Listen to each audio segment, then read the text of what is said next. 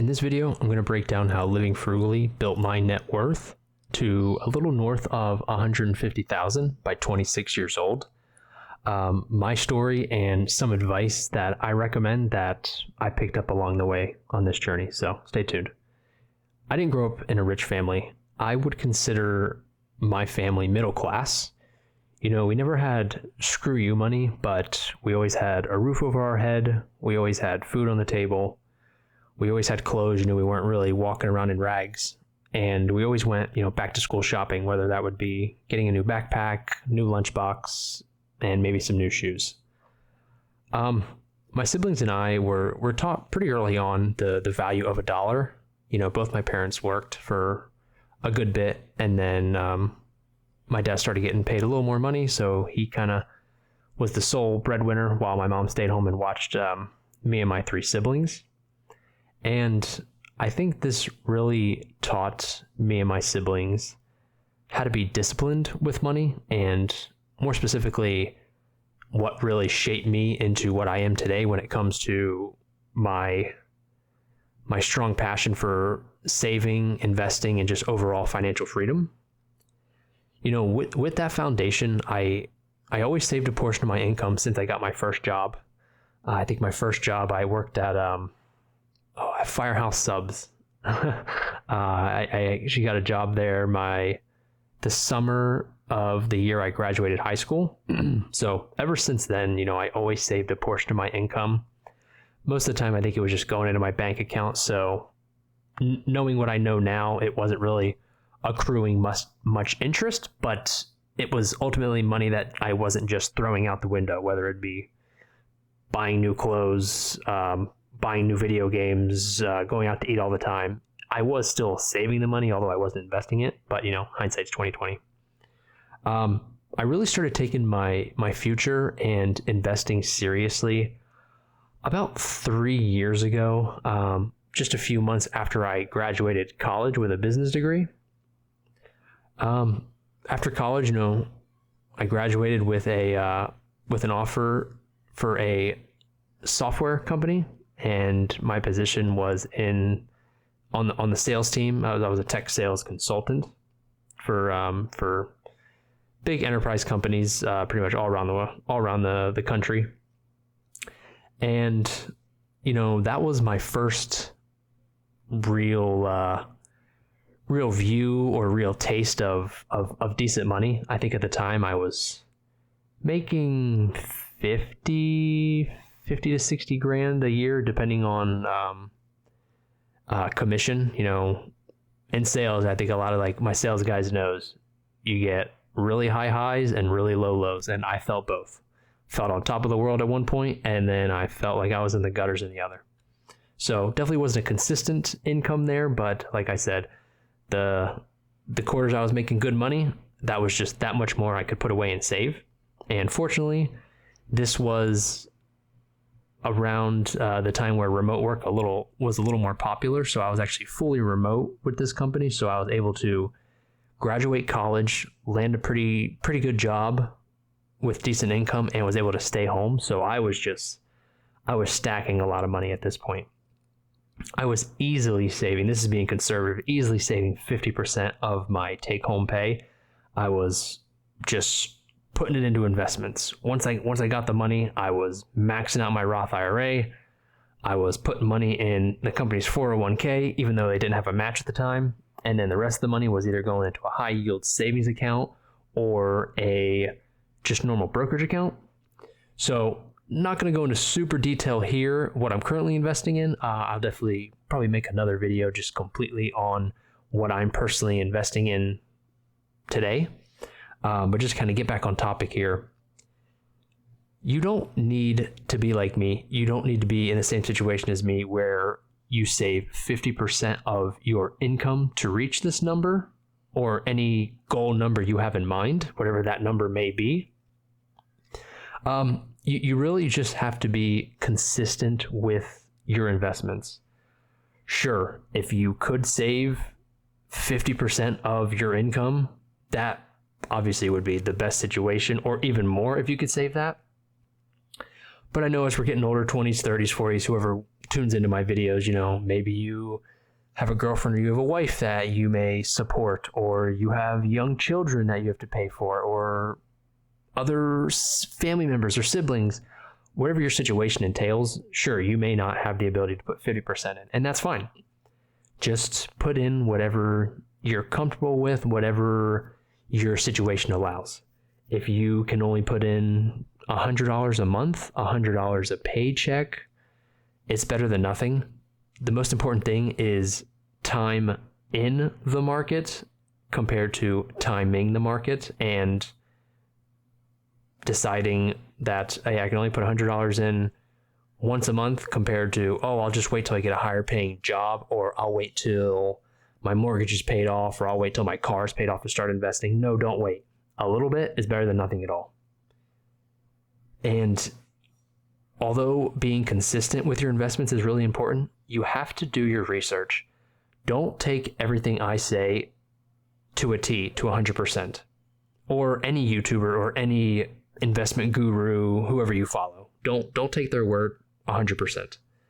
Although I try to be as accurate, as genuine as possible, I could be wrong, or there could be a better option somewhere that I haven't discovered for myself yet. But ultimately what I'm saying is, do your research. Just get knowledgeable on the terminology, the definitions of the finance or investment terms you're looking for. Do research on the types of accounts. Just a couple quick ones you can use like as a reference. Just look up what an IRA is, what a Roth IRA is, what a 401k is, what a normal brokerage account is, and a high yield savings account. I'll say I recommend just doing some research on those type of accounts when the time comes, just to kind of get your feet wet, kind of understand what the accounts are, what they consist of, what kind of investments are they. And I think that will benefit you when you put that little money in on a monthly basis. And at the end of the day, probably tying to the title of this video, you need to be frugal. You need to be conscious where you put your money, where your money's going. I was never a person that I needed fancy, new, expensive clothes when it came to getting ready to go back to school, or when I was going to college, or even when I joined the workforce. I don't spend money on clothes. I'll go to Walmart or Target and I'll go get a bunch of plain tees, plain black tees, multiple color tees, just plain tees. I don't go crazy. I wear the same stuff to work every week. Same thing I wear the same gym clothes to the gym. I'll pretty much wear it till there's a giant hole in it. So that's nice that I don't like that, but if you do like buying expensive clothes, try to limit yourself a little bit, whether it be, hey, I'll reward myself every quarter of the year, or when I set a goal towards how much I want to invest, when I reach that goal, I'll put a little money in, I'll buy myself a nice shirt, or I'll buy myself those new shoes that I saw a few weeks back. Chances are, if you hold off on your purchase for a few days or a week or maybe 2 weeks, you'll get that feeling like, wow, I can't believe I was considering buying that. It wouldn't have benefited me as much as I thought at the time. Just keep those tips in mind. I don't buy fancy toys, whatever the case may be, skateboard, fancy bicycle, electronics, knickknacks. I do currently have a car loan that I'm paying off. I think I have about $10,000 left on that. So when I get that paid off, I won't have any more debt, besides credit card debt that I accrue as I'm using my credit card, but I pay that off every statement, so I don't have to worry about that.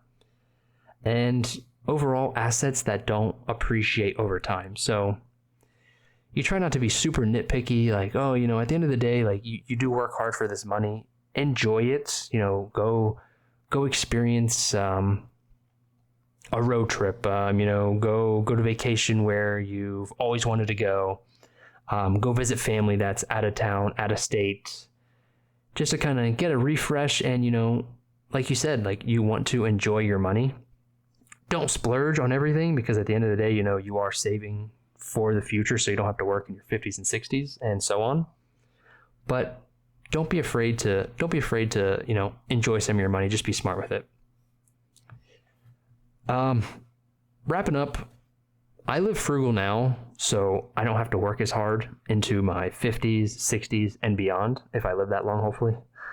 At the end of the day, I personally don't need to impress anyone, whether that be with fancy new clothes, like I said, electronics, knickknacks, toys, and a car. I have a decent car. I have a Mazda. It's a nice car. It's not a fancy Lamborghini or a Porsche. I'm not there to impress anybody. I know it's reliable. It'll get me from A to B, and it does its job.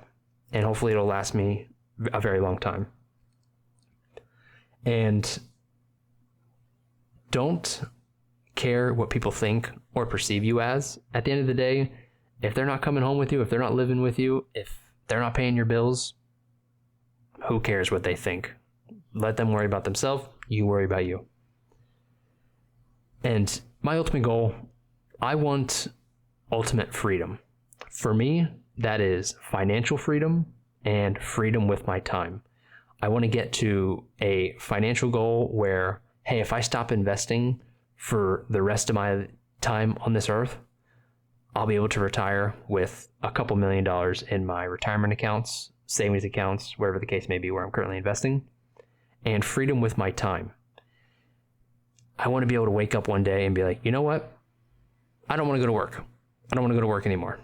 Do I see myself just quitting work and playing golf 6 days a week? No, absolutely not.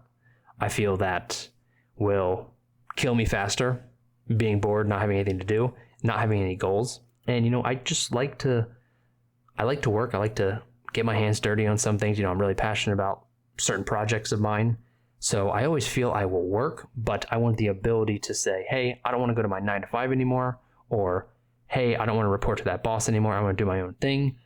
That is the ultimate freedom for me, and that's what I'm trying to achieve. So, as always, everybody, thank you for listening to me ramble.